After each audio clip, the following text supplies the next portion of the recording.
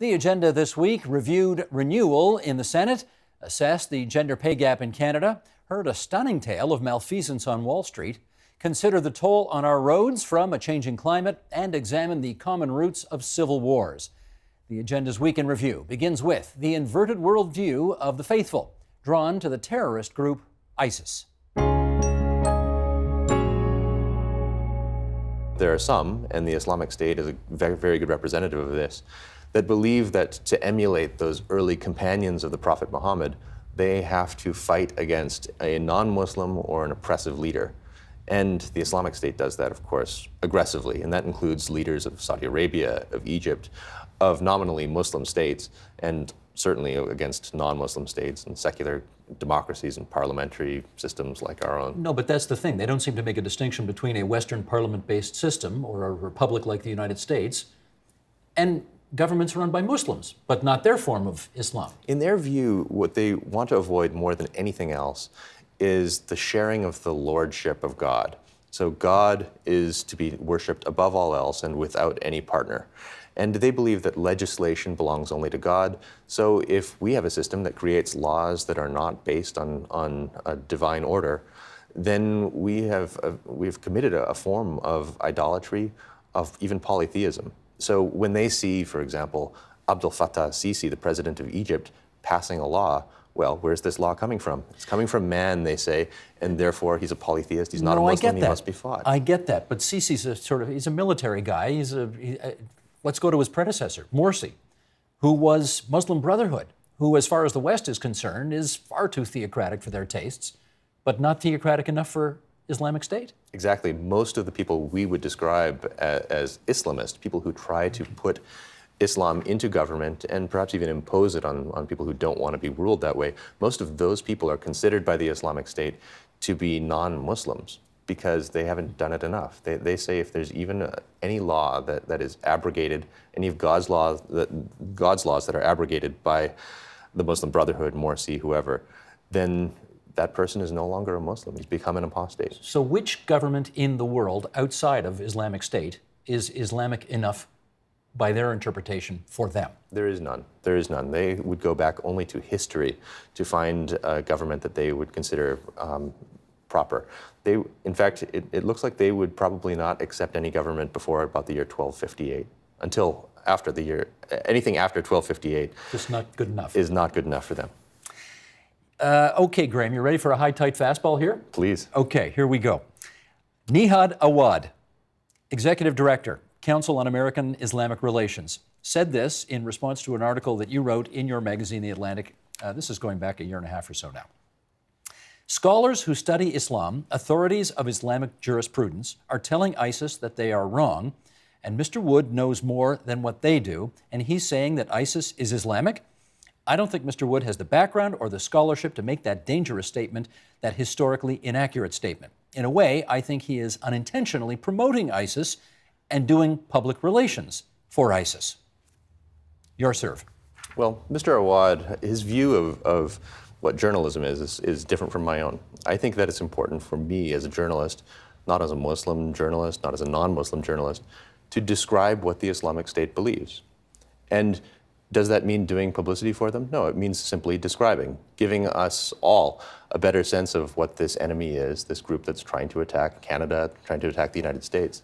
And to do that, I have to talk to people. I have to talk to people I disagree with, and I have to convey to the world what they say. Now, I don't do that uncritically. I describe in this book the views of exactly those clerics that Mr. Awad has mentioned. They do oppose the Islamic State. They have religiously principled views as Muslims to dislike the Islamic State, and good for them. In the end, though, this is a religious dispute. So if we find clerics, as we do, who say that the Islamic State has it wrong, they're doing this not as, they have as articles of faith the belief that the Islamic State has their interpretations incorrect. They are certainly, the Islamic State is in a minority and their opponents are in a majority. But I think we have to understand that these are not things that can be resolved like issues of chemistry or mathematics. It's religion. In the end, it's not a dispute that's going to be resolved by one scholar who Nihad Awad likes, saying they're correct and the Islamic State finally agreeing that no, we must be wrong. Well, on this issue of alleging that you're doing PR for them, do your critics have any evidence that anybody has read your book, found your portrayal of IS so compelling that people have therefore chucked away their Western middle-class backgrounds and decided to join? I doubt that has ever happened. So the criticism you think is kind of silly? Well, look, there are people who, as Muslims, feel like the Islamic State, which is in the news all the time, is becoming the representative of Islam. And I certainly don't promote them that way. I don't describe them that way. I describe them as a minority. Now, if I were a Muslim who thought that my religion was being portrayed as the Islamic State, that that's the only way to be a Muslim, then of course I would feel pretty aggrieved as well. Now, that's not what's happening here. What I've tried to do is try to show many distinctions within Islam, distinctions within even jihadism. And the Islamic State represents the farthest fringe of that spectrum. Here's a bit of a checklist here. Polarization, populism, nationalism, growing divides, new cultural tribalism. These seem to be the prerequisite conditions for a civil war. Do you see all of them in the United States at the moment? All of those things are there, yes. Preconditions, but it would need triggers. It would need a ramping up of those preconditions, something much more scary. We're not there yet, but as I say, you can't always tell when a civil war is beginning to brew, but those are some of the factors that we should be very worried about. I think it's fair to say that there haven't been any civil wars in Western liberal democracies post-World War II, maybe with the exception of the Basques in Spain, maybe with the exception of Ireland. So we're on a bit of a 7-decade-long winning streak here, if you like. How much longer do you think the streak can last? Well, some historians have called that the long peace since 1945, which has spread from Europe to other parts of the world. The entire Americas now, the entire Western Hemisphere, is free of civil war for the first time in decades, possibly even centuries, with the ending of the Colombian Civil War after more than 50 years last year. So we are indeed on that winning streak, but the rise of populism, the deepening of political division, the increasing violent language that we see across Europe and now in the US as well, I think does give cause for worry that that long peace may be shortening and may have a narrower horizon than we fear it has. Let's go back 150 years. This is the real Civil War in the United States. They fought a war over the right to own slaves. And the conservative radio talk show host Dennis Prager, whom you may know, he's all over the U.S., sees the reason for what he calls the Second Civil War. And I'm going to read this quote from his website. "It is time for our society to acknowledge a sad truth. America is currently fighting its second Civil War. Like the left in every other country, the left in America essentially sees America as a racist, xenophobic, colonialist, imperialist, warmongering, money-worshipping, moronically religious nation. With the defeat of the left in the last presidential election, this is likely the last chance liberals, conservatives, and the right have to defeat the American left. But it will not happen until these groups understand that we are fighting for the survival of America no less than Union troops were in the first Civil War." What do you think of his language? I think it's deliberately inflammatory, but it's also typical of elements of the American right at the moment. Yesterday, the Republican senator from Mississippi said, "We are not here to unite or to join with our opponents. We are here," he said, "to crush liberalism." And I think that's very similar language to Prager's. Liberalism in that sense means the expansion of the recognition of equality, the protections of the law, the incorporation of all groups within American society. And I think it is a fundamental clash of visions about what it means to be American. And the American vision of a Prager or a McDaniel, the senator, is very much a white, male-dominated, very backward-looking, hierarchical vision of America, being pitted fundamentally against this vision of an inclusive, horizontal, egalitarian America. And I think this is definitely coming to a crisis point, being fomented by the right more than by the left. I'm not sure people are going to be gathering, though, at Gettysburg or Vicksburg and sort of recreating a military, blood battle to the death Civil War. I mean, we're in a digital age now, so presumably it's going to be some kind of cold civil war, if you like, or a virtual civil war. Is that what you see? Yes, that term is going around now. That it's a cold civil war in the sense that it's not being fought with arms. It hasn't come to the level of organized violence yet, but the heated debates we're seeing in town halls across the United States now, of congressmen being pilloried, the rising emotional temperature of the debates around the country show there's a great deal invested in this, and this really is a collision, almost of fundamental worldviews, but it's about fundamental disagreements about basic values. What is it to be American? What does Americanness mean? And that's coming out into the open. And again, that could be one of the preconditions for something much uglier, when people dig themselves into their opposing positions, when there's no possibility of dialogue between those two visions, and the frustration that arises from the lack of agreement on fundamental American values as a framework within which to negotiate difference. This could turn ugly at the local level, on the streets, in meetings. It's not going to be on battlefields. That hasn't been typical of recent civil wars. Political parties came into existence as a way of mobilizing support within the houses based on principles and to do away with private interests. So you must remember, I look at life from a different place. I have always been independent, very, very, very independent. Even when I was a liberal, I was an independent. And independence is not the same thing as partisanship. The problems that you allude to were somewhat novel in the Senate. We had a period of time in the Senate where we saw abuse of power by party leaders. That is not to be confused with the parties. That is to be attributed to exactly what it was, abuse of power. So that was not an institutional problem so much as a personal problem. That was a problem of members not providing enough checks and balances on their leaders. So do you think this is throwing out the baby with the bathwater? No, I'm not saying that. I'm saying to you, when you replace a system that did work and worked very well for a long time, but then ran into some snags and a few problems, you have to reserve a period of time to see how right you were and to discern the real improvement, if there is a real improvement, rather than just a feeling of elation because there's been change. Change has a way of bringing a sense of relief and a sense of elation. But I am saying it is still too early to tell. Jury's still out. But I think we've broken the cycle. Okay, it is leadership.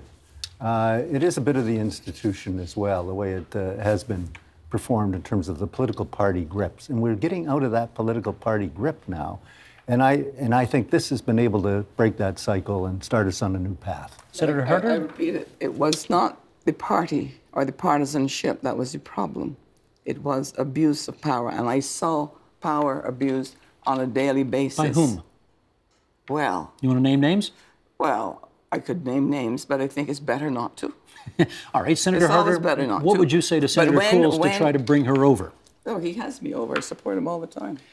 I think this is a work in progress, and that we'll see as we, it's so Canadian, right? It will work better in practice than it does in theory. And we're a very practical body, reviewing legislation on a regular basis, seeking to improve it, making comments, advancing. Is it perfect? No, but no process is. And can we improve? Absolutely. But I do think there's a common commitment amongst all senators of goodwill that we need to make this Senate work for Canadians, and to do that in the legislation that we review, in the Senate public bills that we advance, and in the inquiries the Senate undertakes. We tried hard to get a Conservative senator here today because the Conservative Party, many of whom were appointed under Stephen Harper, don't like the approach that you're taking. I mean, it's, that the new system that Prime Minister Trudeau has brought in. They preferred a Senate that worked the way, as Senator Cool says, it used to, where you were all extensions of the House of Commons caucus and did the party's bidding in the Senate. Why is that, in your view, not the right way to go? Well, I want to follow up on what Senator Eggleton said. The fathers of Confederation, and they were sadly all fathers, had a view of this chamber being complementary to the other chamber, which was an elected chamber, of being independent in exercising its judgment, of not being particularly partisan. And that characteristic is one that we want to return to so that when we study a bill, it's not our opinion, it's our judgment that we are asked to exercise, and our judgment is a feature of deciding whether the bill has had appropriate consultation, that it is within our jurisdiction, that it is constitutionally compliant, that the stakeholders have been heard. There are various criteria senators, independent of party discipline, will apply to a particular bill. And I think that renders us more effective than having a leadership in another chamber of this Parliament determine whether or not a particular bill is worthy of support. Some of this is about the jobs that women do, or stepping out and then having to step back in and having lost that amount of time. So that's part of it. But even if you control for all of those and you just look job for job, same job, male and female, it's still a 6 or 7 cent difference. There's and some other people systemic say, things happening. Yes. Well, the economists call this unexplained, but I would say the unexplained part is really discrimination somewhere in the system, not necessarily individual people being discriminatory. You say but the discrimination. system. I can remember Premier Kathleen Wynne having a news conference on this, and somebody saying to her at the conference, a participant, not a journalist, men have no problem going in asking the boss for a raise. Women do. Now, it's, we're taught not to stereotype, but that's a stereotype, I'm told, based in fact. Is that true? It's sort of true. There is this myth that women are more risk averse or don't ask or lack in self-confidence.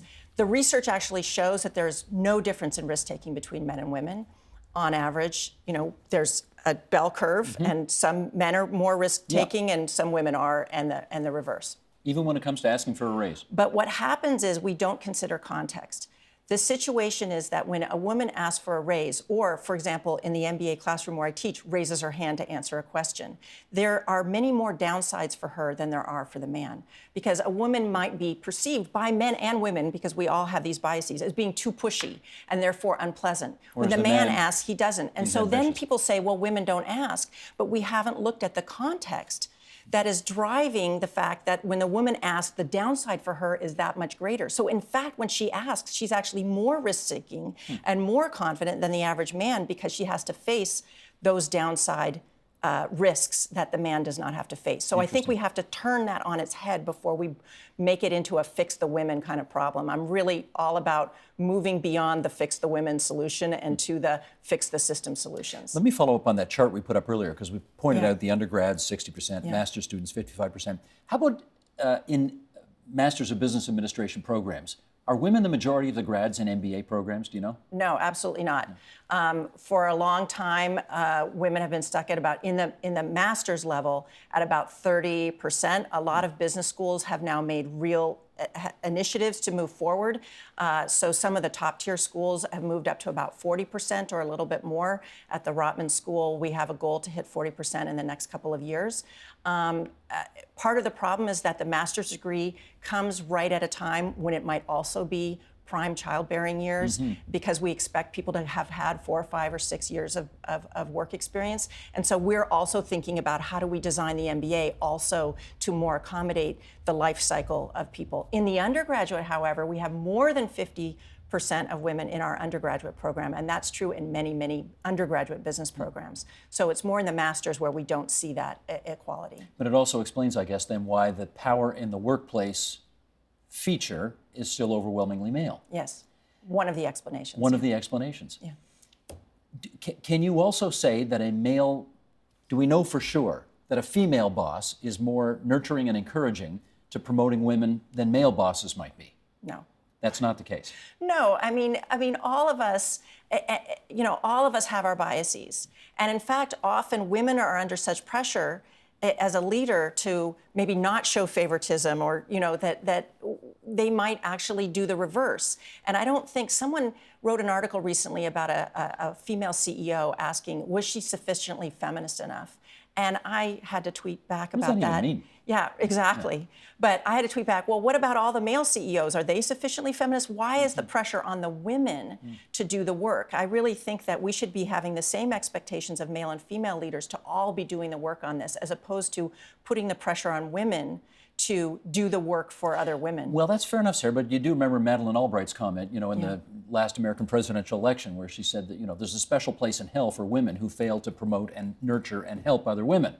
So she seems to be suggesting, this is the first female Secretary of State in American history, she seems to be suggesting there is an added, I don't know what burden, but responsibility on women to help solve this, more than there is on men. Yes, well, You're not buying. I am a huge fan of Madeleine Albright. I But- think she's a tremendous leader, but I'm going to put a but on that, which is I do not think we should put an additional, women are already fighting so many other battles to become leaders. To then put that additional burden on them seems to be unfair. I think all leaders should be fighting that battle, and that of course women should, and if women are putting other women down, that's not great, but if men are putting women down, that's not great either. And why we should have a different expectation for female leaders than male leaders, I don't understand. In 2006, the CEO of Goldman Sachs, which everybody's heard of, made $54 million. Now that sounds like a lot of money, but you also tell us the lowest earner of the top 25 hedge fund managers in that same year made $240 million, and the top 3 made north of $1 billion in 1 year. I guess just a little tangent here, but why so much focus on the Goldman Sachses of the world and not on these guys who are clearly playing in an even higher league? Well, this is part of why I thought the story of this book was really important, because this industry, the hedge fund industry, has grown up. It now manages, by some estimates, $3 trillion globally. And the people running the most successful hedge funds are amassing unprecedented personal fortunes. I mean, really on a scale we haven't seen since the robber baron, Andrew Carnegie days. And they are doing this through financial speculation, moving money around, taking money, turning it into more money by kind of speculating in the market. They create relatively few jobs. Many of them in the U.S. pay lower taxes than a salaried employee, a secretary, due to lobbying and various loopholes. And, they take a lot out of the system. So I just think it's important for people to pay attention to what they're doing. They're lightly regulated. They're constantly fighting against increased regulation and transparency. But it's a really remarkable thing. And they really have the ability now to influence political candidates and policy in Washington. They just have so much money. Now, of course, the big question is, was Stephen Cohen as good as he was because he was just good, or because he snuggle up close to the line or cross the line? Did you come to any conclusions about that? Well, it's hard to say for sure because people have different opinions about this. I mean, he was clearly very aggressive and pushed his people very, very hard. So, he was quite clever the way he structured SAC, his hedge fund. It was made up of different groups, trading groups. There would be a portfolio managing a group of traders and analysts, and they were all separate from each other. And all these little pods were competing with one another. And they were responsible for giving their best trading ideas sort of up the food chain to Steve Cohen himself. And he was a very aggressive, involved trader. He sat at the center of the firm's trading floor. He wanted to know everything that was going on. And, he's just personally obsessed with the market. He really was not interested in being off in an office taking meetings. He wanted to be right in there trading. So these guys were feeding him ideas. And to some extent, he was a bit insulated from what was going on. So he was really pushing them to get good, sort of monetizable ideas. And some people believe he pushed them too hard. He was offering them enormous bonuses if they brought back good trading ideas. But, it would get sort of filtered through layers of compliance and, different emails. And by the time it got to him, he didn't necessarily know where they had gotten the information. Well, let's do one example of one of his proteges, and that is a guy named Matthew Martoma, who had a sort of an inside track on a drug that potentially could cure Alzheimer's disease. Tell us more about Matthew. Well, so he was a very accomplished, pedigreed portfolio manager Steve Cohen hired around 2006. He'd been to Stanford Business School. He'd been to Duke. He'd had all sorts of fancy internships. He was like a very high-level, impressive guy, the sort of person who at another time might have chosen to go into medicine, but instead, best and the brightest, he's beelining into the hedge fund world to try and make a lot of money. And he was tracking the development of an Alzheimer's drug that was being tested by 2 publicly traded pharmaceutical companies. And his idea was that if he made the correct bet on the outcome of this drug trial, he could make a lot of money for SAC, for Steve Cohen, and for himself. So ultimately, over a period of months, according to the government's allegations against him, he cultivated a source of inside information about this drug trial. It was an elderly physician, Dr. Sidney Gilman, an esteemed Alzheimer's researcher, very high-level figure at the University of Michigan Medical Department, the sort of person who would speak at conferences, and Dr. Gilman was involved in this drug trial. So over time, Martoma is alleged to have kind of corrupted Dr. Gilman. And ultimately, in 2008, he got access to this confidential drug trial result the week before it was made public. And this was a really big deal because these stocks were very dependent on the outcome of this trial. By getting this information before any other investors in the market, the government alleged he was able to help SAC Capital make $275 million in ill-gotten profits. So the largest insider trading case we have ever seen. I'm not sure if we actually have made huge leaps and bounds towards improving things, but you know what? I think we have improved a lot of the materials we're using, the way we construct our roads. We also do a fair bit of work on airfield pavements, so the way we build runways as well. And I think there's opportunity to even improve them more. Now, the 407 is a pretty new highway. Would there be potholes on the 407 already? I don't think so. No, I don't think so either. They are, but it's not fair to say that because sometimes we actually see potholes appearing very early in the life of a pavement structure. And what causes it? Well, generally speaking, we have 2 causes. So when we have freeze-thaw, so this time of year is particularly, we're vulnerable to potholes because the water actually gets trapped into the pavement structure. And so during the day it warms up, at night it goes below 0, and we actually have that water freezing, resulting in expansion and generally speaking, resulting in part of the pavement structure falling apart. So it's better for the roads, actually, if it's sort of -10 all the time as opposed to up and down. Correct. And it also depends on how quickly the temperature changes. So I always like to say it's similar to taking a hot dish out of the oven and putting it in a cold water in the sink, because if you don't allow that material to cool down at a more manageable rate, it will crack and be destroyed quicker. Got it. We, of course, have infrastructure all over the province, whether it's water treatment facilities or sewers or, obviously roads, highways, bridges, and so on. How have the roads, relatively speaking, held up compared to all the other kinds of infrastructure that we've got? The challenge we have with the roads is they're exposed to the elements. So they're in direct contact with traffic, they're in direct contact with the elements. The other thing is we have direct loading. So we've got trucks, we've got heavy trucks on our infrastructure. So that can be problematic too, because even though you design it to resist these kinds of stresses, often what happens is they're weakened by being exposed directly to the elements. Obvious to say that a heavy truck potentially causes more damage than a regular sedan? Absolutely, absolutely. Now, when you're a politician trying to make decisions about where maintenance dollars should go first, based on your experience, where do the roads and the highways rank?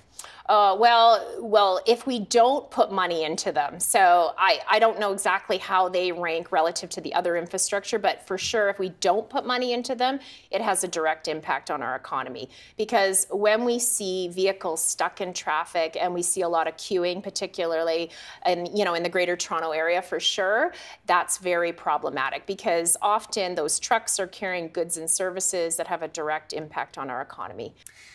I would assume the roads in Northern Ontario are worse than the roads in Southern Ontario. Is that true?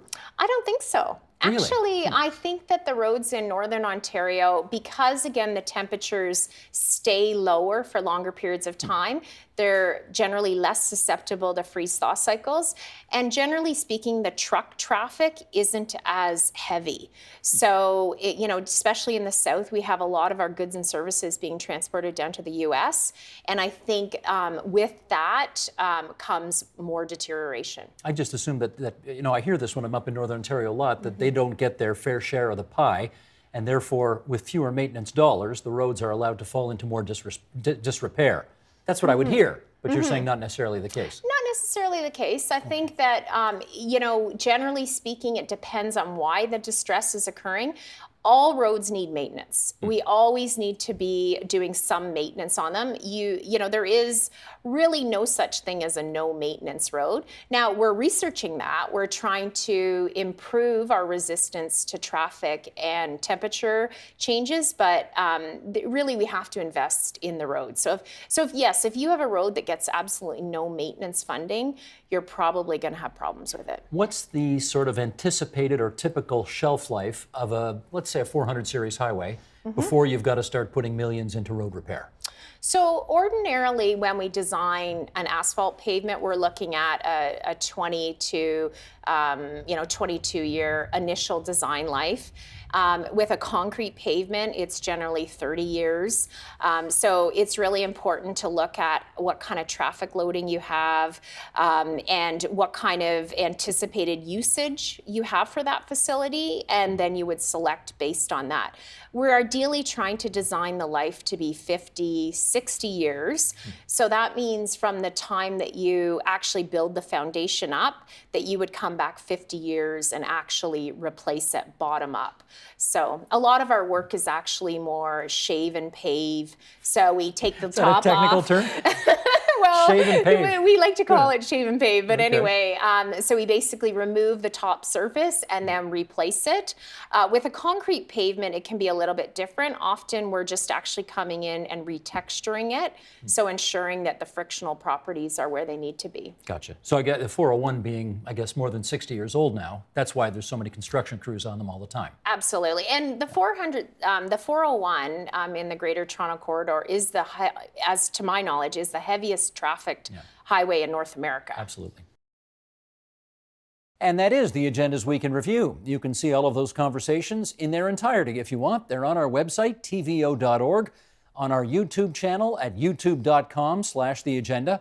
And now, thanks to our nightly Twitter live stream on our Periscope page. That's periscope.tv/theagenda. Help TVO create a better world through the power of learning. Visit tvo.org and make a tax-deductible donation today.